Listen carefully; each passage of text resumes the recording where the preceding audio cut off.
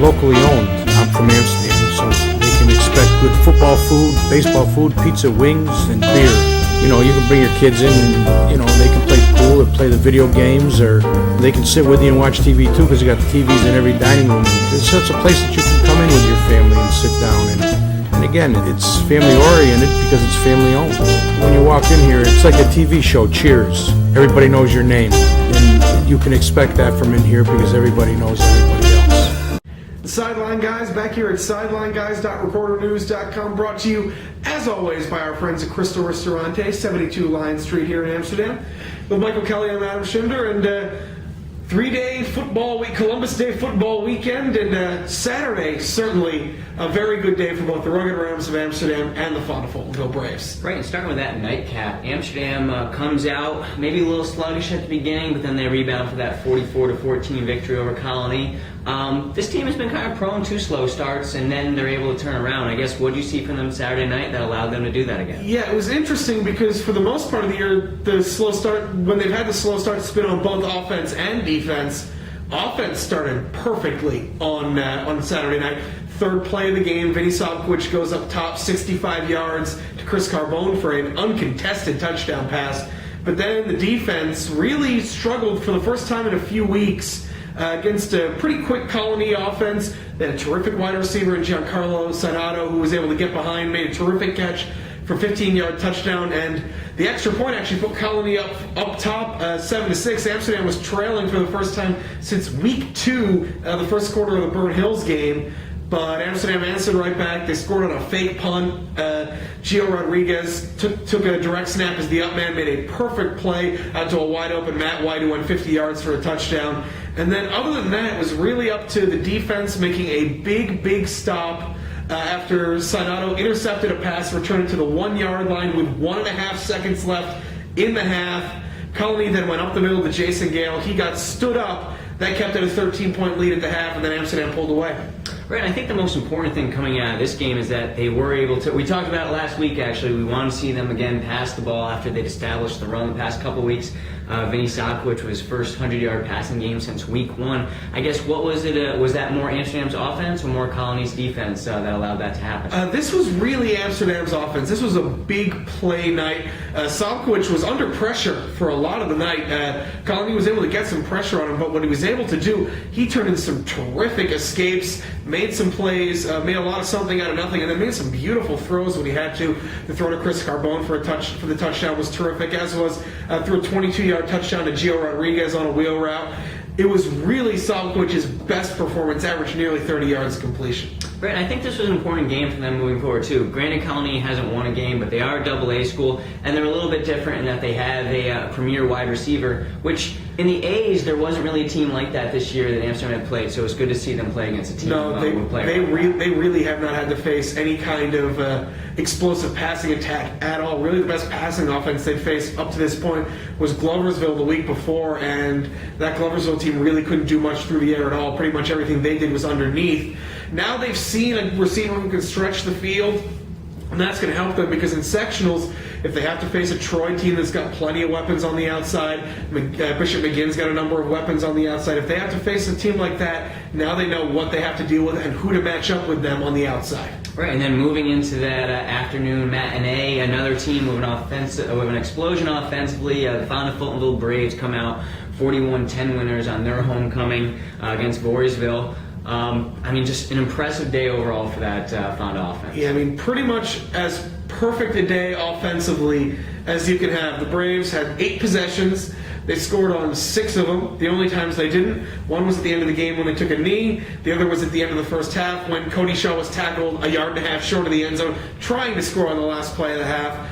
Basically, nothing went wrong for this team. Right, and that last drive that you talked about to end that first half, I actually thought that was their most impressive drive.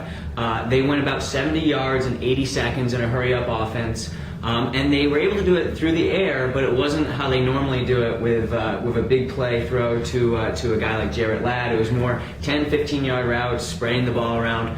Really showed off the depth of the Braves receivers. Yeah, the most impressive drive to me, however, was after Voorheesville had their last threat snuffed out, the Braves leading 27-10.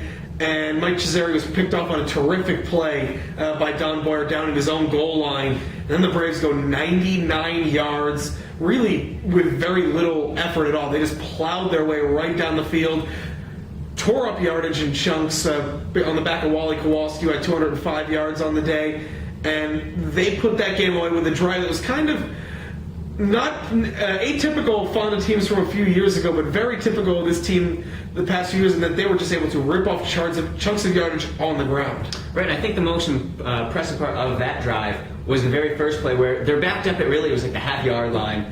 And you're thinking, you know what, maybe Voorheesville can get a sack here, get a safety, get the ball back, maybe they have a little bit of life.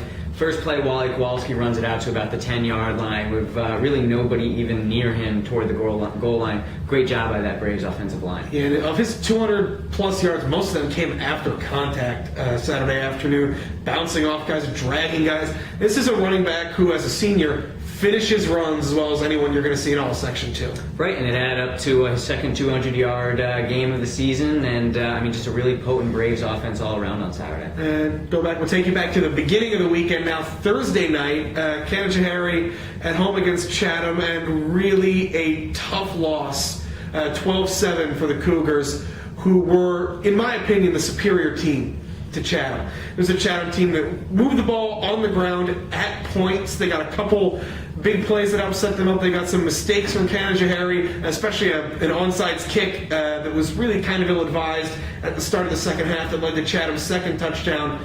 But the Cougars moved the ball at will, on the ground, in the air. They outgained Chatham by about 130 yards. Kevin Shannon was terrific on the ground. Joe Horning moved the ball well on the ground. It was probably the most balanced the passing attack has been all year, but 1 for 5 in the red zone, and then they had the ball at the 9-yard line with a 3rd and 2 and a minute left, and they couldn't pick up the first down. It was just a very, very tough night for that team. Right, and 12-7 loss, and that's kind of been the tale of their season, is with the exception of that Fonda game where they got blown out early.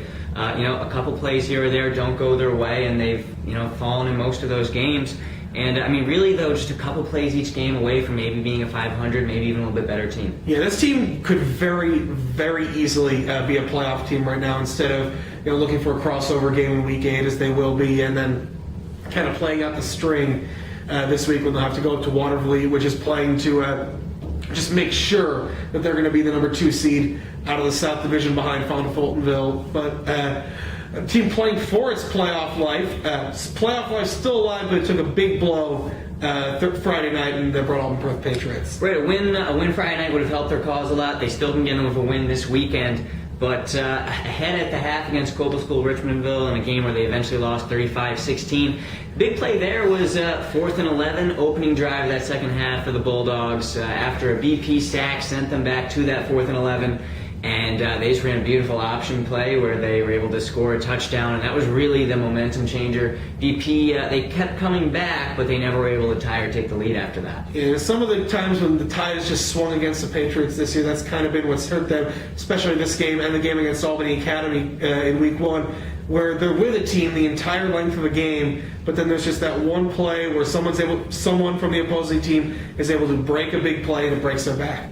Right, and even later in the game, after they had a score to pull it to within, I think they pulled in to within about 10 points, and then on the next play from scrimmage, Graydon Marlowe of the Bulldogs takes it 80 yards for another touchdown. After that, when you could really see the shoulder slump on the sideline, because that was about midway through the 4th, and they just weren't going to have a chance after that. Patriots will play for their playoff fate this weekend up in Hudson Falls. Other than that, our other 3 teams in the area, they all know what they're going to be doing in Week 8. They don't quite know who they're going to be playing yet. We'll have a look at their Week 7 matchups and a little look forward towards the playoffs as we return to you later this week on the Sideline Guys. Until then, for Michael, I'm Adam, and we'll see you next time here at SidelineGuys.recordernews.com.